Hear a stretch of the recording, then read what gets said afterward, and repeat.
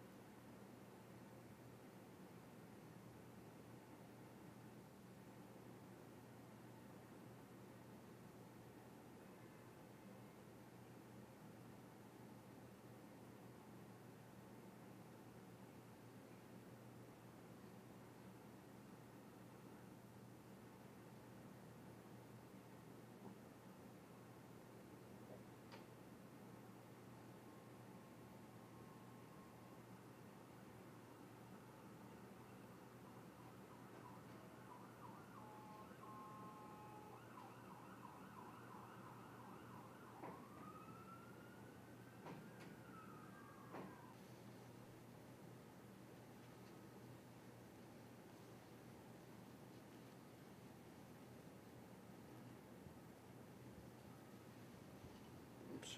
Hold on. Can you give me a little more? Oh, yeah. Much room on it. There we go. Great. Okay. We're good on sound on my mic. Are we good on sound on your mic? Testing 1, 2, 3, 4, 5, 6. Beautiful. Okay. Thank you.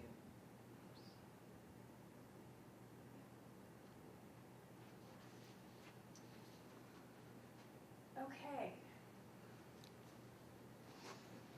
Please tell me who you are, your name and claim to fame and expertise. My name is R. James Woolsey.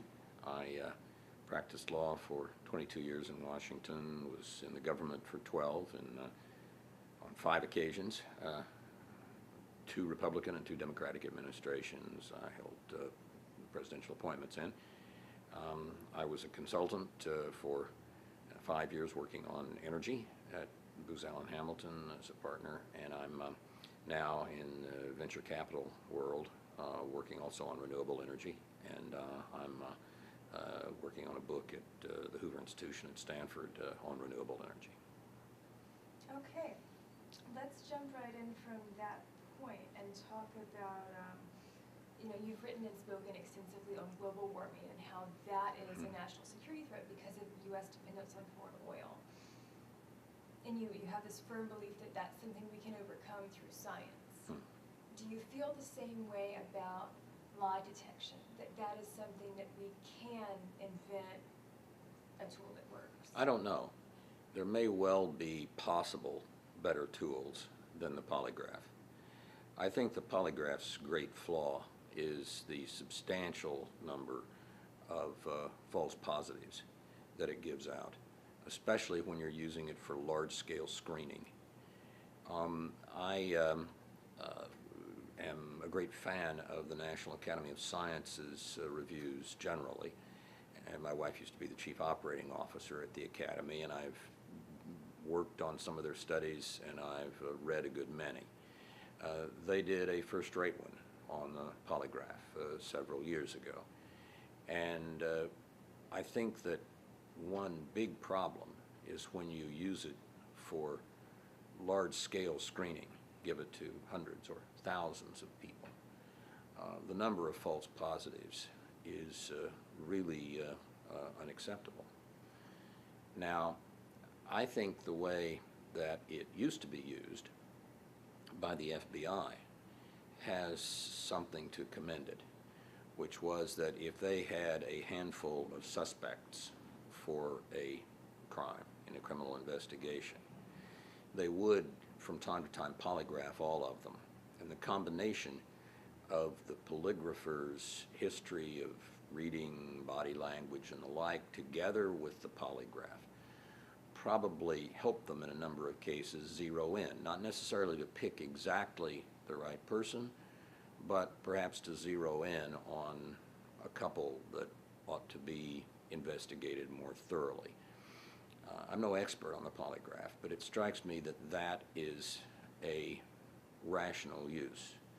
But large-scale screening of thousands of people can, I think, be a real problem because of the large number of false positives. Do you see that as a national security threat or false negatives as the? Well, espionage from the enemies of the United States is a national security threat, and within reason, we ought to use what tools we can to detect people like Ames and Hansen, who are very damaging spies, got a lot of people killed. So espionage against the United States is a real problem. We have historically, in the Cold War era, and as far as I'm aware also in the post-Cold War era, had often two types of people who were spies against the United States. I call them the young flaky guys and the middle-aged losers. The young flaky guys are like the Falcon and the Snowman, who stole the manual for one of our important satellites and gave it to the Soviets, possibly almost on a lark. It was an irresponsible, stupid, foolish decision by two flaky young guys. Then you have midlife losers, people who feel, either because of their economic situation or because of their not having been promoted, or for some other reason, that they have a grudge against the world. That's Ames, that's Hansen, and that was also Benedict Arnold, by the way, who was not promoted and got very mad about it, had a new wife, didn't have enough money to take care of her well, and sold out to the British. So the number of people who are coming newly into the CIA or the FBI or DEA or any place else in their early 20s, the numbers that have already been recruited as spies by a foreign government, as far as we know, are very, very minimal. So if your approach toward using the polygraph is to polygraph all the 23 and 24 and 25 and 26-year-olds who are applying to work at the FBI or the CIA, I don't see that you're accomplishing a great deal more than screening in such a way that you actually seriously damage a lot of people's lives by having them fail a polygraph when they haven't really done anything. They're just nervous or otherwise. I think that, as I said, in investigations later in someone's career, to find out if they have decided to sell out to an enemy, either because they're flaky young guys or because they're middle-aged losers, a polygraph may be of some assistance. There may be other technology that could be of better assistance. The experience of polygraphers who have seen a lot of people tell the truth and a lot of people lie sometimes can be useful if they use it right. But just to give a polygraph universally to all the new people who come into an agency seems to me to be a very bad use of it. So that sounds like a clear statement against pre-employment screenings, but a more mixed view on employment security screenings. I think once you have a reason to be looking at someone's possible involvement in espionage, an Ames driving a very expensive car, then perhaps a polygraph, perhaps something else, there are other technologies people are looking at, could assist in interrogations. But I think for pre-employment screening on a general basis, it's not warranted. Are gays a national security threat? Are gays a national security threat? No, I don't think so. The only issue about gays was back many years ago when being gay was a possible subject of blackmail.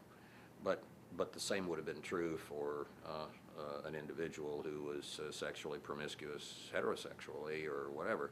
Anything that can be used to blackmail someone for an intelligence agency is, for purposes of employment, a legitimate subject of inquiry. But by a decade or two ago, certainly by the early 90s when I was director of Central Intelligence, I don't think being gay was something that people could reasonably be expected to be blackmailed about, and so there was no reason at all to exclude gays from service in the CIA. So why is sexuality still on SF-86 and still an issue in polygraphs? I don't know. You mean whether someone is gay or not? I don't know. I don't think it should be. Thank you. Okay, can you speak to the effect of the polygraph on morale in government agencies? I think it operates very badly with respect to the morale of individuals who don't pass polygraphs who have done nothing wrong. And people are generally, but somewhat vaguely aware that that is the case, since people don't share information usually about their own polygraphs with other people, and very few people are in a position to look at a number of polygraphs that have been done. I don't know how much it affects morale generally at the agency, but I'm familiar with a couple of historic cases of polygraph failures that were turned around by senior level decisions. I won't say in what agency, but to give you an idea, there was a woman who was applying in a government agency for a legal position as a lawyer. She had been a distinguished prosecutor. She was a widow. She had raised several children on her own, and she was deeply religious. As far as anyone who knew her or anything else in her record, she'd led as blameless a life as any of us could lead. She kept failing the polygraph on a question about whether she had ever committed a crime, and as it zeroed in, the questioning zeroed in, it was particularly hideous sexual crimes. It would be difficult to find someone who was less likely of having committed a terrible sexual crime than this woman. It turned out on questioning that she'd been a prosecutor. She'd prosecuted some sex crime cases. She's a very proper person, and they had emotionally affected her in such a way that when the subject came up, she would be nervous. Happily, in that case, the head of the agency looked into the case, found out she'd failed the polygraph, and waived the polygraph and admitted her to being a lawyer for that agency. Then there was another case I'm familiar with in which an individual was being polygraphed on just a general introductory set of employment situation. And he failed the polygraph because the polygrapher said that he was doing deep breathing, which is one of the techniques that is sometimes said to be able to affect your response to a polygraph, and seemed to be familiar with the polygraph, even though there was no record of his having been polygraphed before. He said, well, I can explain that very well. He said, the reason I do deep breathing is I'm a black belt and have been for some years in one of the martial arts. And as we were taught, and as I instinctively do whenever I'm in any kind of a situation of any sort, where it might be some kind of tension, I breathe deeply. And he said, and the fact that I'm familiar with the polygraph is easily explained. You can look it up. My father was a polygrapher. I had my first polygraph when I was 8 years old. The system was not able to cope with that answer. Happily, the head of the agency waived the polygraph in the case of this individual. But there are a lot of stories like that. Those are two I'm familiar with, in which people's lives and careers would have been quite negatively affected by a cookie-cutter approach to using the polygraph. By the way, the National Academy's study was not named a somewhat wry name that I think would have been a good choice. The wry name would have been the Magic Lasso, because as I'm sure you and most anyone who knows the polygraph is aware, the polygraph was invented by the inventor of the comic strip Wonder Woman. And the idea of the polygraph as an automatic magic lasso that makes someone tell the truth. There's some unfortunate, for the polygraph, parallels in those types of thinking. It can, in some circumstances, be a useful tool, but a magic lasso, it is not. Were you aware of Operation Bad Apples while you were?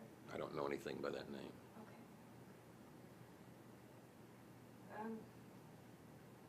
Let's see. What about the polygraph as a political loyalty test? It's a terrible idea. In the sense that, you know, something that Rousseau talked about, something Ayanama Hirsi talks about is that a democratic society needs to be intolerant of certain types of intolerance. And so, for example, we wanted to screen out communists during the Cold War. Sure. That was a type of political loyalty, right?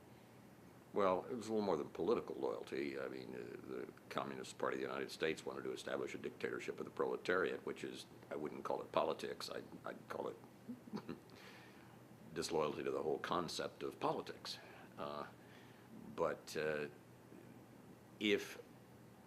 Look, back in the 1920s and 1930s, and probably into the 1940s, there were a number of spies for the Soviets who were part of the American and British establishment and were secret communists through conviction.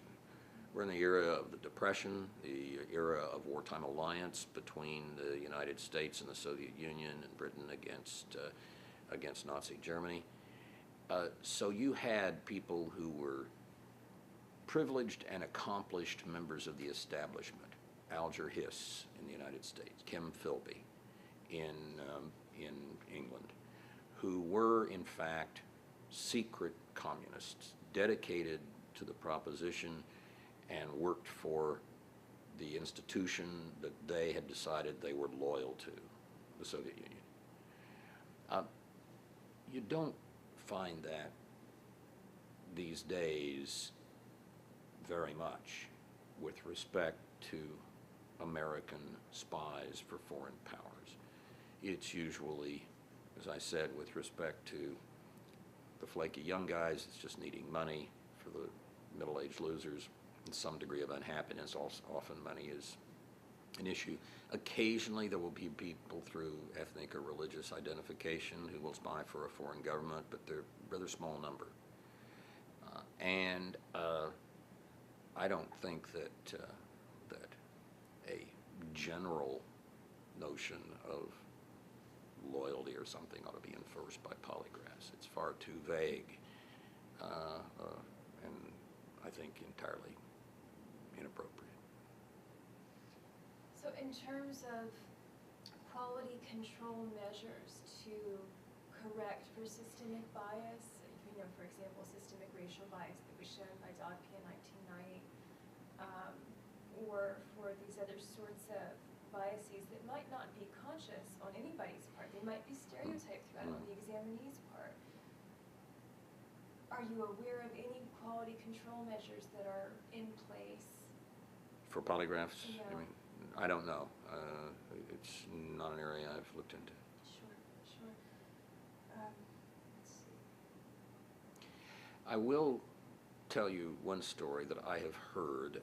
I'm not sure if it's true, but it illustrates an important point. Apparently, during the search for Saddam in Iraq, a witness was polygraphed. And at one point, he suggested looking at a particular farm and he was failing, I'm told, the poly. And the polygrapher himself said, the polygraph says this fellow's lying, but I've spent many years asking questions of people, and I think this guy's telling the truth. I'd go check that farm. According to the story, that's where he was.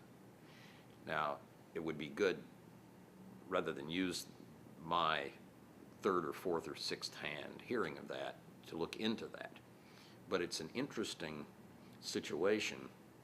Sometimes an experienced polygrapher can in fact be a good check on the polygraph.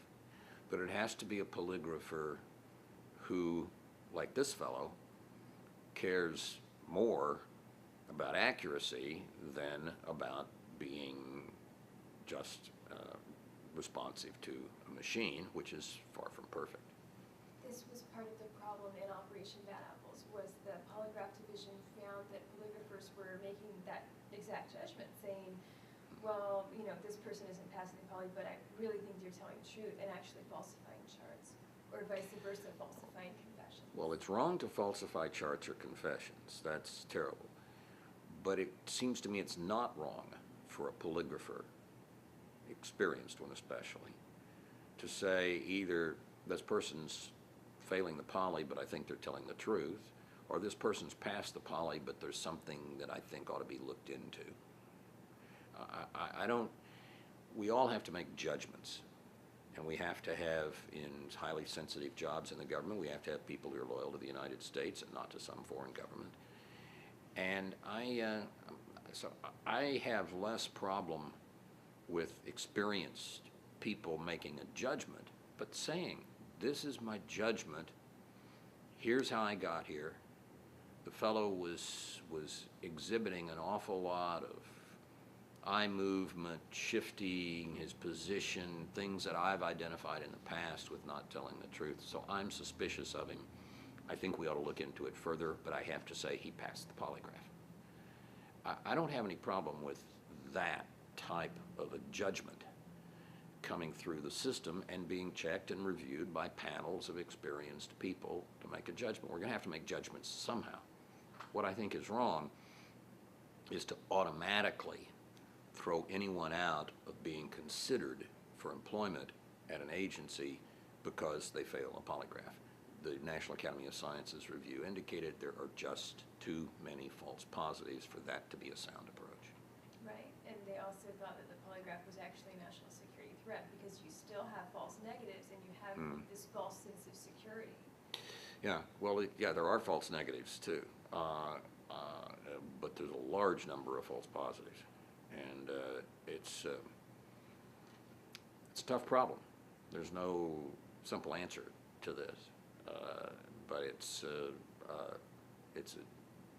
something that I think is not well dealt with by the government the way it operates now. Are you ready to say, as a private citizen, stop? Well, I'm not willing at this point to say stop all use of the polygraph. I am willing to say that it should not be used just for general across-the-board screening. It's just not reliable enough in my judgment. Do you know what other countries' intelligence services use the polygraph? I've never really looked into it. Or whether there were any polygraph countermeasure training programs of foreign intelligence services? Well, I'm pretty sure there are those. Foreign governments that would spy on the United States, certainly the Soviets did, and I rather imagine other governments do, give anyone who might be in their clandestine service a polygraph training, or help them figure out ways to not show up on a poly if they're given one. That would be just a very basic thing to do. But that's assuming that you think it works. And what Ames said, and he's not a credible source, but what he said was that his handler laughed when he told him he was nervous about the polygraph and said, just relax, you'll be fine. Yes, well, some people, that's true. Some people are nervous even about something where they've done nothing wrong, and they fail. And some people have been zeroed in on accurately by a poly. It's a mixed bag. You have what statisticians call type 1 errors and type 2 errors. And you have accuracy sometimes. It's a very, very difficult piece of equipment and process to, I think, make a single simple statement about.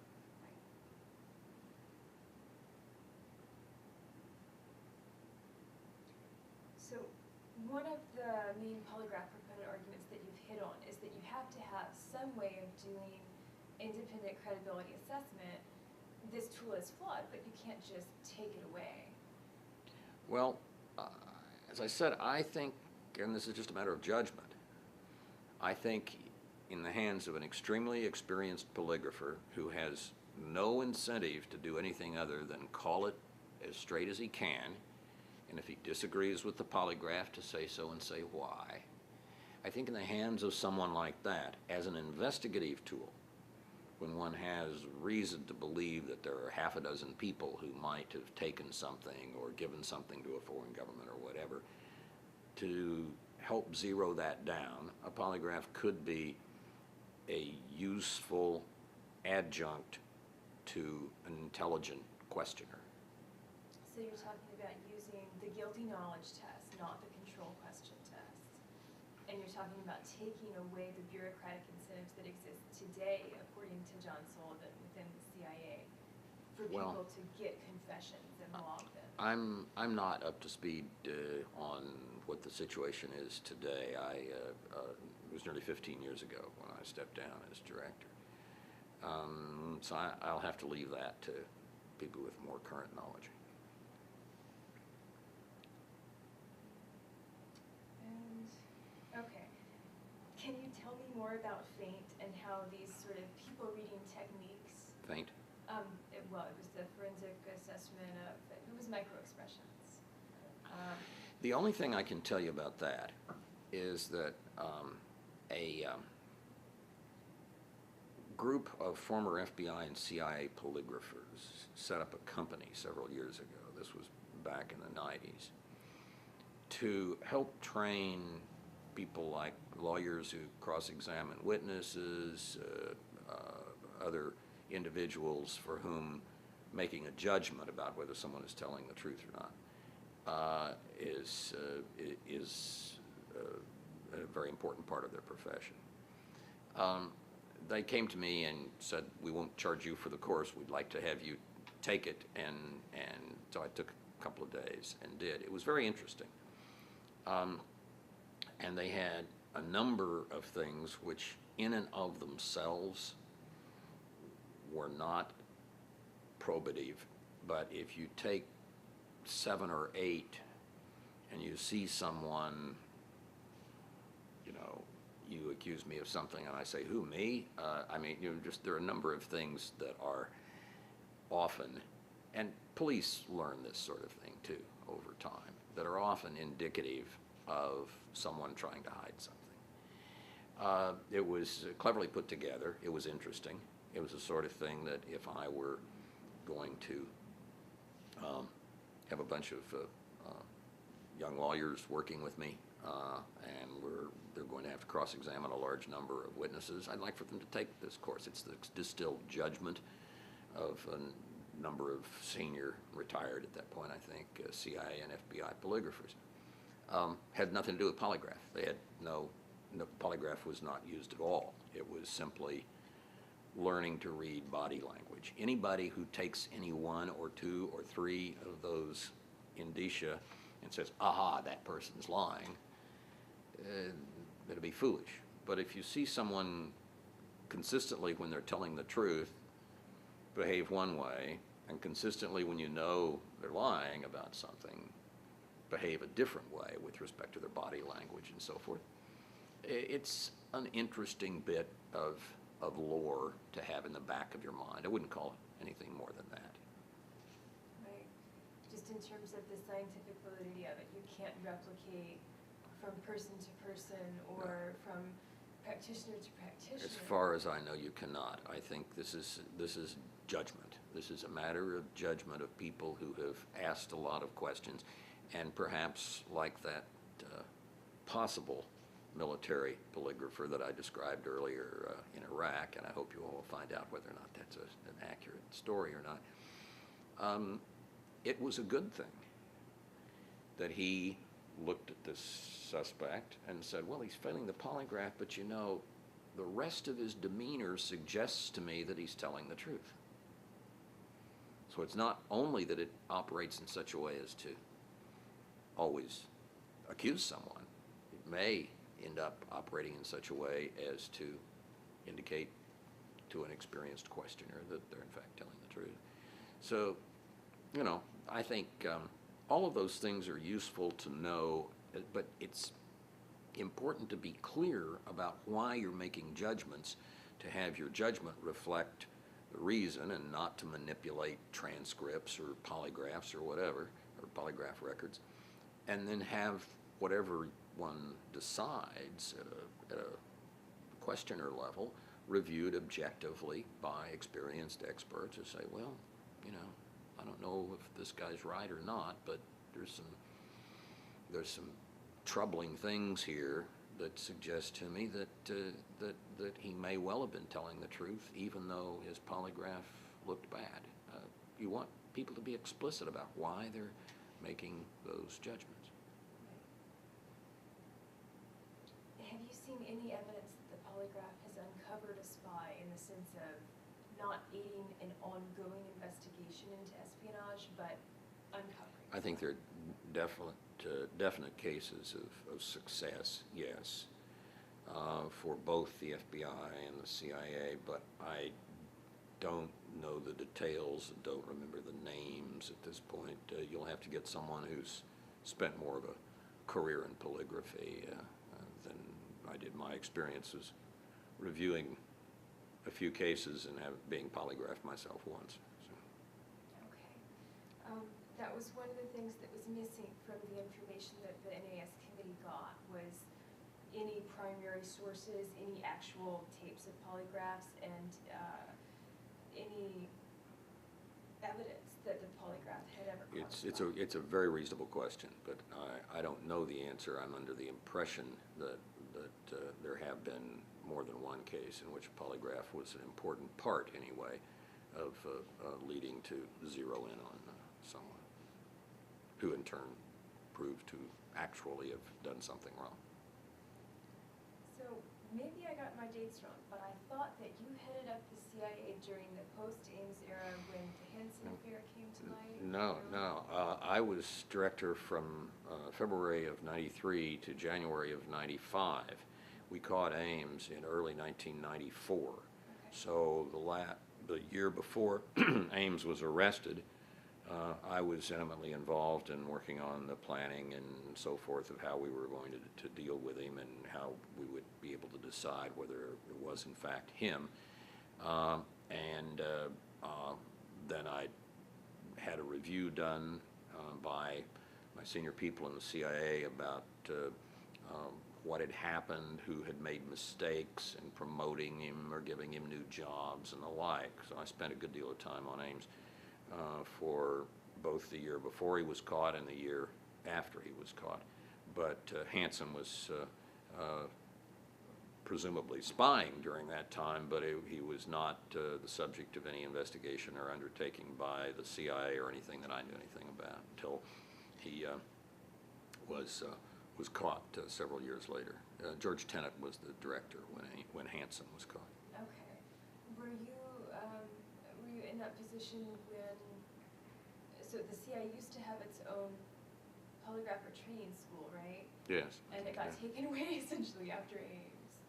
I don't know exactly what happened after January of '95 with respect to that. It did have its own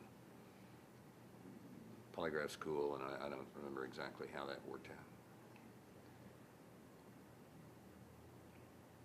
One of the primary polygraph proponent arguments is that again, this is an imperfect tool, but it comes down to an opposition between individual liberty, which is the false positive concern, and national security. And of course, we have to prioritize national security.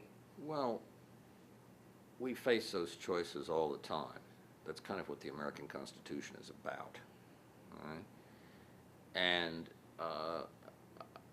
I think it's true that one has sometimes a conflict between national security and individual liberty, and we ought to make the best judgment we can about how to resolve any given conflict. And if polygraphs did not have the kind of false positive rate when given to a large number of people that they do, if they did something imperfectly but still reasonably well, I might, I don't know, given the circumstances, strike the balance one way or the other. It might depend on whether we were in a Cold War against a resolute enemy or whether we were in a relatively peaceful time, as seemed to be the case back in the mid-1990s, in which our major foreign overseas concerns were humanitarian. Are we going to help the Bosnians? Are we going to help the Croatians? Are we going to help the Rwandans? Are we going to help the Somalis? It was a different time, really, than either the Cold War period before it or the world since 9/11. And people strike those positions sometimes differently in different circumstances. Look, in 1929, when he thought the world was sunny and no major problems, Henry Stimson, Secretary of State for President Hoover, shut down the State Department's code breaking of foreign communications because he said, gentlemen don't read one another's mail. Now, Stimson was a great Secretary of War in World War II. He was a very conservative member of the establishment. He was not a flaky guy at all. But in the circumstance of the times, even Henry Stimson, and even though these were not Americans' liberties that were in question, these were communications between Germans, let's say. So that gentlemen don't read one another's mail. So people strike these balances different ways in different circumstances. What I keep coming back to in the polygraph is this large number of false positives, and the fact that you can ruin an awful lot of people's lives by the way judgments are made under those circumstances, because you may have to later answer a question, have you ever failed a polygraph? And that can have a major negative effect on your life. So I would be in favor of their continued use, but in very limited circumstances. I think the FBI had it right back historically, the way they have used it, not for screening of all new employees, but rather as an investigative tool. Hopefully we can find a better one. Hopefully we can do better than a polygraph for those purposes. But as an aid to an experienced questioner, I'd be willing to see it used that way, as long as all the assumptions were clear, the reviews were honest, etc. Finally, would you like to venture a guess at the accuracy rate? Of polygraphs? I don't remember the numbers from the National Academy Studies, but what really impressed me was the very large number of false positives. I mean, as I recall, for 1,000 people given a polygraph, way up in the double digits. I don't remember whether it was 75 or 80 or 100 or what, but it was very substantial, and that's an awful lot of lives to create that kind of a false record of their having lied when they really hadn't. Do you think that's actually an equal opportunity issue in the sense of employment outside government employment, because it can have those repercussions? Well, it can have those repercussions for all sorts of people. Anybody who fails one is part of an overall screening. I don't know that it differentially affects different, genders, races, whatever. I haven't ever seen any data on that. Okay. Trying to get my hands on it, but it's not out there. It's been done, but it's not been published. That's all I've got. Do you have anything else? No, I'm glad you're doing this. It's an important issue and one that's not well understood. And I'd frankly spend some time, you may already have done this, with whoever had been chiefly responsible for that National Academy study, because it's a very fine study, I think. Sat down with Steve Feinberg last week. Oh, really? It Oh, was good. Wonderful. Good, good. Thank Okay. you so much. Thank you, sure. When